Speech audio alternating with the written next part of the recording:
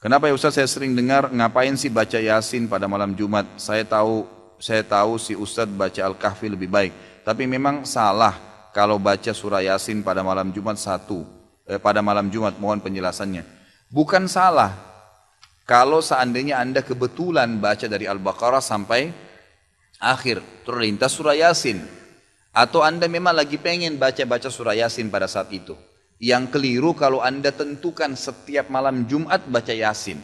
Penentuan sebuah ibadah di waktu tertentu itu butuh dalil, butuh penuntun, gitu kan? Penuntun.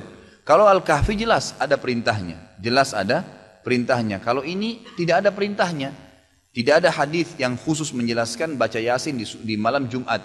Nah, kalau kita kebetulan mau baca, pengen baca surah Yasin, umum saja gitu, bukan karena ditentukan malam Jumatnya, maka dibaca silahkan.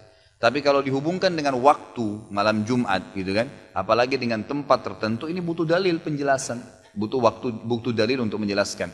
Jadi sebenarnya tujuannya ikhwas sekalian bukan menyoroti surah Yasinnya, jangan salah faham masalah ini. Tapi saya hanya ingin mengajak kita semua ini kembali kepada kemurnian ajaran Nabi Muhammad SAW. Apa yang beliau tuntun kerjain, yang tidak ada tuntunannya jangan ditambah. Sedangkan yang sudah ada sudah banyak sekali gitu kan. Kalau kita hanya pilih Yasin daripada surah Al-Kahfi berarti kita meninggalkan yang lebih pantas gitu kan. Semestinya begitu. Jadi memilihnya di waktu malam Jumat ini butuh dalil yang menjelaskan. Apa yang baik dilakukan menurut Islam apabila mau pindahan atau sudah pindahan rumah?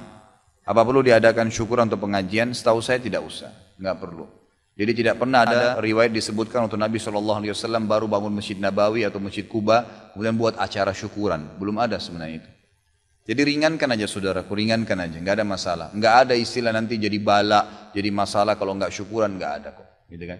Tapi kalau seseorang sebagai tanda syukur kepada Allah Subhanahu Wa Taala, dia mau menyembelih hewan, kemudian memberikan makan orang miskin, mungkinlah. Atau memanggil kerabatnya untuk datang, ini sebagian ulama mengatakan sudah ada. Tapi jangan dianggap bagian daripada syariat ya, karena tidak pernah disebutkan riwayat Nabi SAW pada saat tinggal di rumah beliau atau beliau menikah dengan istri yang baru, beliau pada saat poligami lalu beliau belikan atau siapkan rumah untuk istri yang barunya kemudian dirayakan, tidak ada. Waktu Nabi SAW menikah dengan Sofiyah,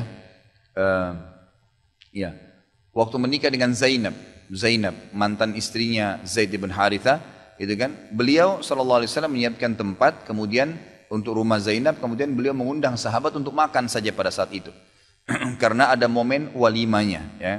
Ada memang perintah untuk memberikan makan orang kalau sedang acara pernikahan. Lalu kemudian Nabi SAW sudah selesai, sahabat bubar sudah selesai.